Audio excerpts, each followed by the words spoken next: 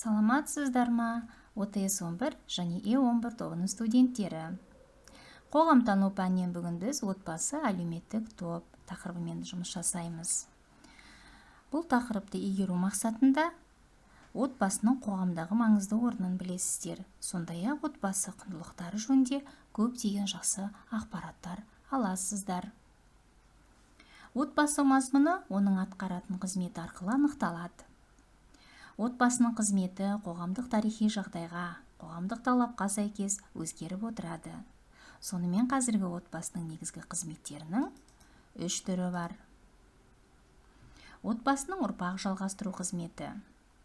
Бұл барлық тарихи кезеңдерде де, қоғам үшін де, жеке адам үшін де маңызды қызмет. Бірақ жұбайлардың балалы болу тілегі қоғамның қай кезеңде де табиғи қажеттілігі болғанымен, оны құрайтын қалыптастыратын жағдайлар өзгеріп отырады. Отбасының қызметі мен ерлі-зайыптылардың неше балалы болуы жөніндегі еріктері тікелей байланысты. Бұл адамның жалпы бостандығының бір түрі болып есептеледі. Балалар, енді отбасы қызметінің екінші түрін танысыңыздар, назар аударып қарап отырыңыз. Екінші отбасының қызметінің екінші түрі материалдық экономикалық және шаруашылық тұрмыстық қызметі. Бұл отбасының табысы мен шығыны, өмір сүру меншікті қорландыру, үй мәселелерін іске асыру, яғни ерлі-зайыптылар үйге табыс кіргізу үшін жұмыс жасайды. Ерлі-зайыптылар шаруашылықты бірігіп атқару барысында туысқандарының көмектерін қолданады, әжелердің, аталардың, бауырлардың көмектерін қолданатыны әрине сөзсіз. Отбасы қызметінің екінші түрінің бірі шаруашылық тұрмыстық қызметі. Ертеде қазақ қоғамында әйел адам бала дүниеге әкеліп, үйдің қызметімен, шаруасымен айналысқан, бала тәрбиесімен айналысқан, ал ер адам түздің жұмыстарын ғана атқарған. Қазір әрине біздің қоғамдарымызда бұл мүмкін емес, өйткені қоғам басқа талаптарды талап етеді.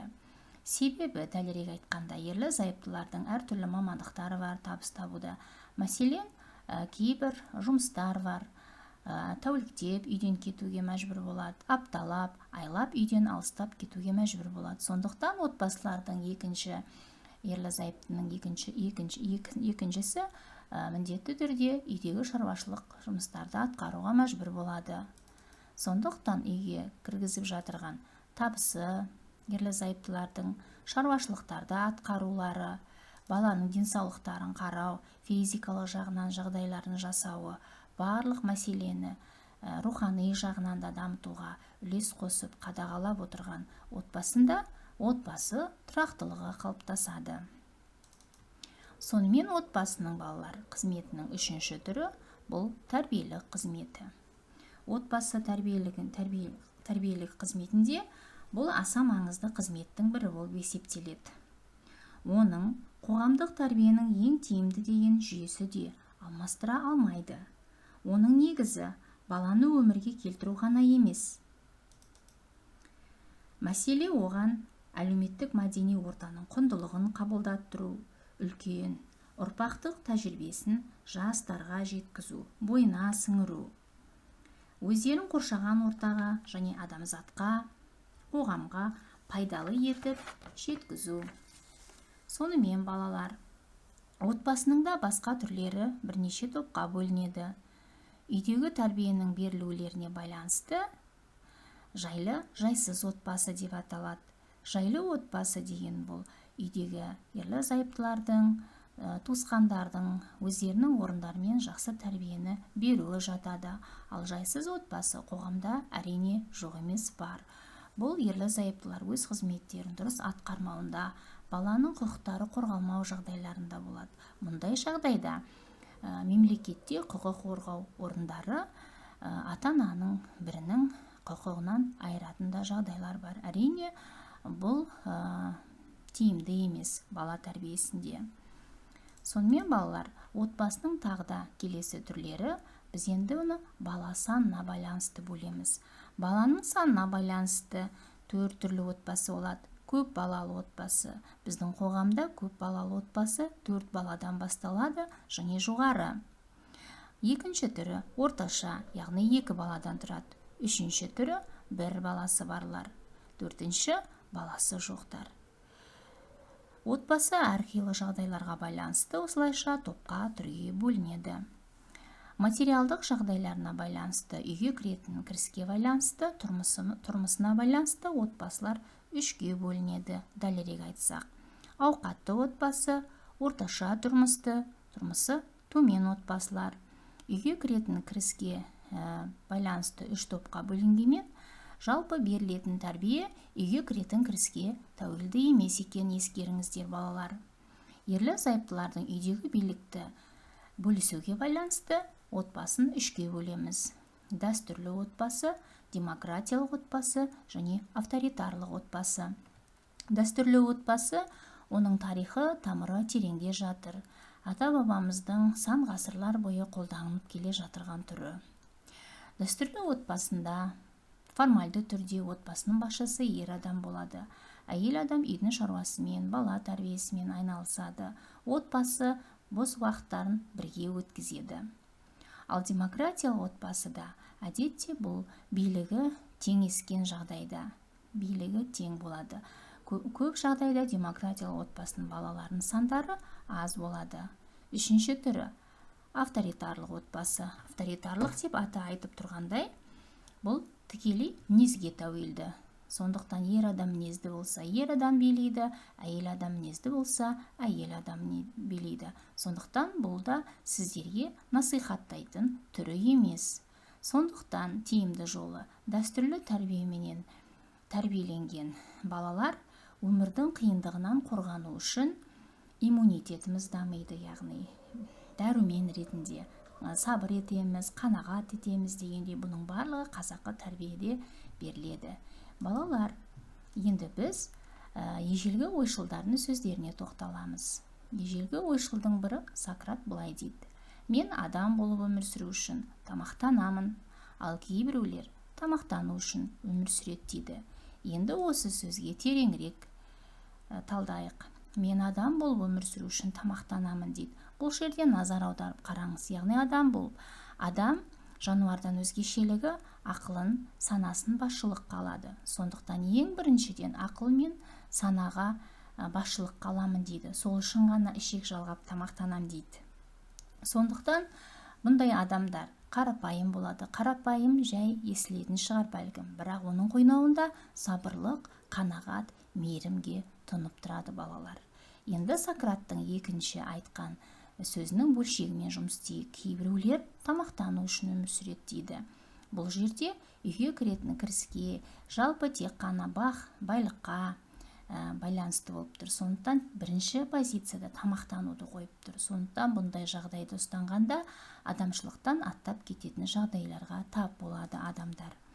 Енді келесі орта ғасырлық ғұламаның бірі Махмуд Қашғари былай дейді: кішілік пен кісілік ұлылықтың белгісі. Махмуд Қашғари айтады, яғни кішіпейіл болу керек дейді. Бұл ұлылықтың белгісі дейді. Сонымен Қожа Ахмет Яссауи былай айтады: арыңды сақта, болсаң да малға кеде дейді. Дүнияға құмар болма дейді. Яғни біріншіден ол арыңды, ұятыңды сақта, жаңағы ақылыңды, санаңды басшылыққа ал деген ойы. Енді Қытай елінің данышпаны Конфуций былай дейді. Яғни бұл Қытай мемлекетінің билігі әлі күнге дейін Конфуцийдің нақыл, дана сөздерін ел билеуде қолданып келеді. Мәселен, назар аударыңыз. Билеуші, ал бағынышты, әке, ал ұл болу керек дейді. Яғни әркім өзінің тиісті қызметін атқару керек деген сөз. Бұл да өте жақсы, көңілге қонымды екенін мойындау керек. Сонымен қазақы дәстүрлі тәрбие бізде тал бесіктен басталады. Себебі дүниеға келгеннен кейінгі анамыздың әлдейінің өзінде тәрбиелер беріле бастайды. Балалар, сіздер өздеріңізді болашақ ата-ана ретінде сезіну керексіз. Жауапкершілікті сезіну қажетсіздер. Отбасын құрғаннан кейін қаншама маңызды мәселелер бар екенін манадан бері көп ақпарат тыңдадыңыздар. Сонымен балалар, тарихымызда қасиетті әжелеріміз, қадірлі аналардың тәрбиесінің жемістері талай ұлы Шоқандай, ұлы Абай Құнанбаевтай азаматтарды, адал қыздарды дүниеға келген. Сондықтан абыройлы азаматтардың ар жағында әрине ақылды аналар, ақылды әйелдер тұрғандығы белгілі. Сонымен балалар, үлкендер мен жастардың арасындағы ұлттық субординация біздің ұлтымызда ұлттық тәрбиеде сақталған.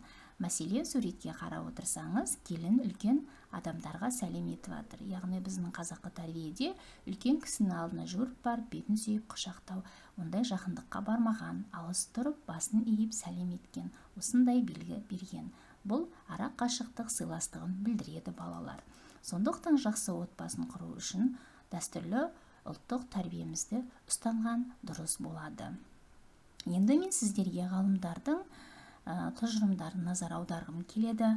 90-шы жылдарға дейінгі ғалымдардың тұжырымы бойынша баланың тұлға болып қалыптасуына мына үлестерге мән беріңіз. Былай дейді: ата-ананың тәрбиесі, өздеріңіз көріп отырсыз, қанша пайыз алып тұр, достары, ақпарат қанша пайыз алып тұр. 90-шы жылдары халықтың қолында интернет, телефон дегендер болмады ғой. Сондықтан ата-ананың тәрбиесі көп пайыз алды. Қазір енді 21-ші ғасыр, ақпарат дамыған заман болғандықтан баланың тұлға болып қалыптасуына қараңыз. Ата-ананың уақыты менен ақпаратқа кететін уақытты көріп тұрсыз. Сондықтан бала тәрбиесіне ата-анадан гөрі соңғы уақыттары ақпарат алып бара жатырғанын байқау керек, қауіптену керек. Себебі адамның адамшылық санасын басшылыққа алуында біз қателіктер жіберіп алуымыз мүмкін. Себебі біздің санамыз қармаққа түсуі мүмкін. Ал сол интернет желісіндегі ақпаратты кім салады? Ол әлемдегі қаншама елдердің саясаттарда болуы мүмкін. Сондықтан бүгінгі күндерден бастап сіздер санамызды жақсы қармаққа түспеу үшін, ой санамызды өзіміз билеу үшін талғаммен өмір сүруге мәжбүрміз. Бұл нәрсе менің көруіме лайықты, бұл нәрсе менің оқуыма лайықты деген сияқты позиция ұстансаңыз артық болмайды. Сонымен балалар, халқымыз үшін өзекті мәселе мойындайсыз ба? Біріншіден тіліміз, екінші дәстүрлі тәрбиеміз, үшінші дәстүрлі дініміз, төртінші демографиямыз. Бұл 4 мәселені де болашақта сіздер ескеріңіздер. Демек, мемлекетімізді шаңырақ десек, отбасылар оның оғы. Ал мемлекет қауымның дамыған түрі десек, қауым отбасының дамыған түрі. Санасы ұлттық рухпен ғана сусындауға үлес қосыңыз, болашақ ата-ана дегім келеді сіздерге. Сонымен балалар, өмір сүрудің 2 заңын білген адам бақытты болар дейді. Бірі не болса соны жей бермей, азығына талғаммен қарайтын жан. Бірі кім болса сонымен дос болмай, айналасындағы достарын жөнімен таңдай білетін адам деп Омар Хайям айтқан. Балалар, дәстүрлі тәрбиені үйрету, кітап оқыту, рухани тәрбиелік мәні бар екенін ескеріңіз. Интернет әлемін талғаммен қолдана алуыңыз, достарыңыздың мәдени дамуын қамтамасыз ету, және орта таңдауға үйрену керексіздер. Осы орайда адамшылықты тез жүргізу үшін көп ой керек дейді. Ойлау үшін оқу керек дейді Мұхтар Әуезов. Сонымен балалар, бүгін шүкір өмір сүруіміз кешегі ата-бабаларымыздың арқасында екенін мойындаңыз. Ал ертең қалай өмір сүруіміз сіздердің қолдарыңызда екенін біліңіз. Сонымен балалар, сіздерге үйге тапсырмаға мен EduPage бағдарламасы бойынша дәрістер жүктедім. Сонымен қатар басқа да тапсырмалар, карточкалық тапсырмалар жүктелді. Енді сіздер қараңыз, мынадай сұрақтар қоям. Бала санына байланысты отбасының қанша түрі бар? Атаймыз: 1-ші, 2-ші, 3-ші, 4-ші. Келесі тапсырмамыз: отбасының қызметтері. Қандай отбасының қызметтері бар? Атауларын жазамыз. Келесі сұрағым: отбасы қоғамда қашан пайда болды? Бұл туралы жауаптарыңызды сіздер EduPage бағдарламасы бойынша менімен кері байланыс жасап, жауаптарыңызды күтемін сіздердің. Сонымен үйге берген тапсырмам тақырыпқа арналған дәрісті оқыңыз, отбасы туралы эссе жазыңыз, және берілген тапсырмаларды орындап, кері байланыс жасап жіберіңіз. Назар аударып тыңдағандарыңызға рахмет. Сіздермен болған Турманова Айнагүл Сапаққызы.